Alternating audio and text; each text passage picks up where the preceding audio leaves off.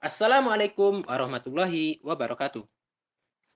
Kami dari kelompok 12 akan mempresentasikan materi dari mata kuliah investasi yang berjudul Krisis Ekonomi Indonesia dan Dunia pada tahun 2008. Perkenalkan, nama saya Muhammad Rafirma Foriza, NIM 120410122 dari Prodi Sains Aktuaria Angkatan 2020.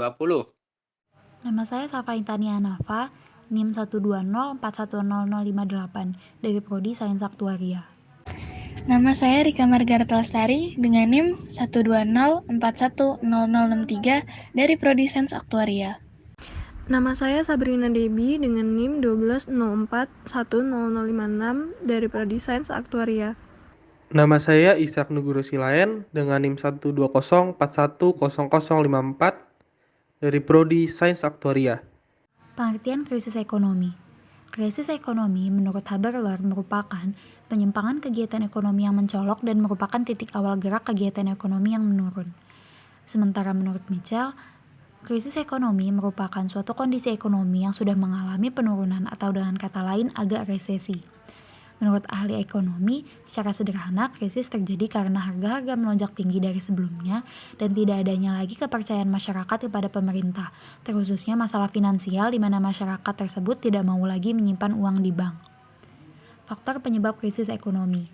Faktor penyebab krisis ekonomi terbagi menjadi dua, yaitu faktor internal dan faktor eksternal. Faktor internal mencakup 1. Pertumbuhan yang merupakan kunci utama ekonomi makro. 2. Struktur ekonomi yang tidak seimbang. 3. Perdagangan luar negeri masih lemah dalam hal ekspor. Sementara faktor eksternal, adanya ketidakseimbangan global di negara-negara maju dan pasar keuangan global. Penyebab krisis ekonomi tahun 2008 dikemukakan oleh Hidayat. Ia mengatakan bahwa di tahun 2008, resesi ekonomi berasal dari melonjaknya harga minyak di dunia. Hal tersebut tentu akan mendorong tingginya harga bahan pangan, sehingga diubahlah bahan pangan menjadi etanol dan biosel sebagai energi alternatif pengganti minyak. Selain itu, Amerika Serikat telah masuk pada tahap bahaya resesi, yang menjadi dasar pokoknya yaitu keuangan yang rapuh, pasar tetap yang lemah, adanya ketidakjelasan bank-bank besar, terkena dampak krisis kredit, tingginya harga minyak, dan lemahnya daya beli konsumen. Ahli berpendapat bahwa krisis keuangan global merupakan made in America, dalam artian Amerika telah mengekspor surat-surat berharga berdasarkan hutang nasabah dan mortgage dari aset-aset yang dianggap terlalu tinggi, dan pada akhirnya menimbulkan kebangkrutan sistem keuangan dunia. Pada tahun 2006 hingga 2007, terjadi kenaikan suku bunga kredit yang merupakan awal mula permasalahan kredit perumahan tersebut menyebar di mana kredit perumahan itu desekuritisasi dan banyak dipegang bahkan dibeli oleh lembaga finansial, dan pada akhirnya lembaga keuangan tersebut banyak kehilangan nilai asetnya. Akibat dari sekuritisasi aset tersebut turun harganya. Dampaknya adalah ambruknya sisi permodalan dari banyak perbankan, dan pemerintahan Amerika Serikat memberitahu ke lembaga keuangannya untuk mengetatkan kredit di seluruh dunia. Lalu pada tahun 2008, gelombang ekonomi kembali meledak di pasar perumahan Amerika Serikat sebagai akhir dari subprime mortgage yang terjadi pada tahun sebelumnya. Penanganan krisis ekonomi 2008.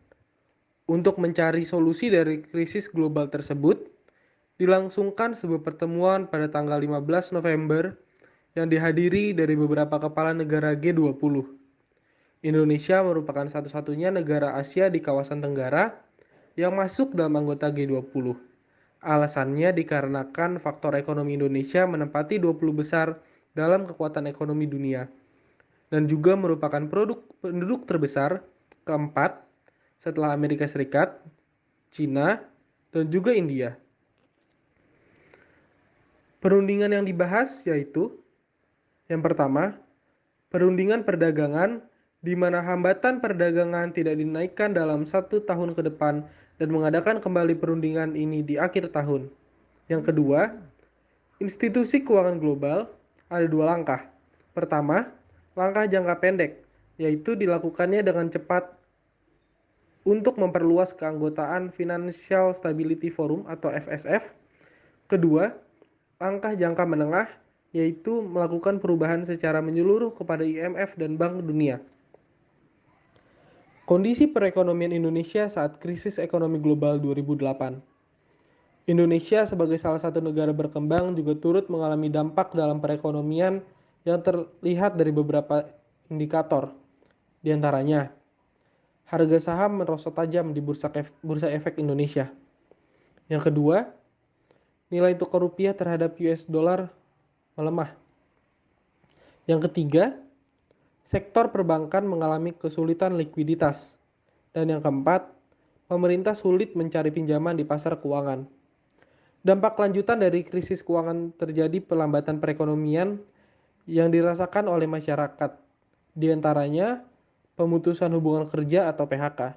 Sekitar 57.000 tenaga kerja yang di PHK akibat dari imbas krisis ekonomi 2008 sampai 2009. Di samping itu, harga minyak dunia yang terus mengalami kenaikan menggoncang stabilitas ekonomi karena simptom dan kenaikan inflasi untuk membiayai subsidi BBM dan listrik bagi masyarakat yang memiliki kebutuhan 1,3 barel per hari, nyaris menghabiskan seperempat anggaran APBN. Kondisi tersebut menggambarkan bahwa terjadi peningkatan angka pengangguran sekaligus angka kemiskinan yang dihadapi oleh masyarakat dan beban pengeluaran yang memicu terjadinya inflasi. Upaya mengurangi dampak krisis ekonomi, daya beli masyarakat yang turun akibat naiknya harga pangan dan kebutuhan pokok membuat pemerintah mengubah besaran subsidi BBM, listrik, serta kebutuhan pokok untuk meringankan beban masyarakat dalam memenuhi kebutuhan dasarnya. Hal tersebut dilakukan dengan merealokasikan anggaran APBN dengan menggeser pembiayaan sektor-sektor lainnya. Anggaran tahun 2009 diturunkan hingga 2% untuk mengantisipasi terjadinya defisit. Di sisi lain, upaya yang dilakukan terhadap kenaikan harga pangan yang disebabkan karena perubahan iklim, pertambahan populasi, kenaikan harga bahan bakar, yakni petani melakukan adaptasi terhadap kenaikan harga atau permintaan yang diikuti dengan keringanan dan kemudahan mendapatkan kredit, bantuan bibit, ternak, dan keterampilan untuk meningkatkan hasil pertanian. Hal tersebut dilakukan untuk meningkatkan persediaan dan kestabilan harga.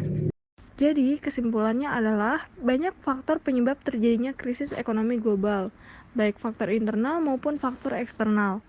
Namun, Indonesia memiliki keberuntungan dari resesi global ini karena beberapa hal, diantaranya yaitu yang pertama, Indonesia tidak terlalu menggantungkan ekonominya di pangsa ekspor. Yang kedua, sektor perbankan maupun sektor finansial tidak terlalu mengalami dampak yang seberat negara-negara lainnya.